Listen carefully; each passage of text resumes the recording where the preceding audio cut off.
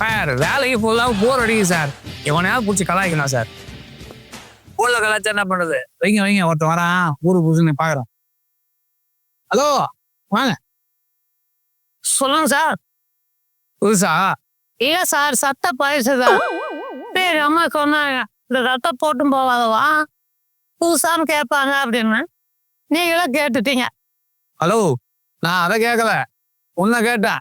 என்னதான் கேட்டீங்க, அதனாலதான் நான் சொன்னேன் சட்டை பழசுதாங்க.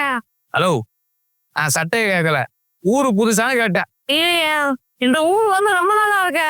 மேப்பில் நான் பார்த்துருக்கேனே. ஹலோ இந்த ஊர் பழசுன்னு எனக்கு தெரியும். நான் இந்த ஊர்லயே பிறந்து வளர்ந்தவன்.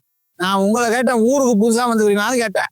சார் இந்த ஊருக்கு நான் 7 வாட்டி வந்திருக்கேன். இது 8வது வாட்டி. ஹவுதா? நான் படிச்சது 10வது. இங்க வர்றது 8வது.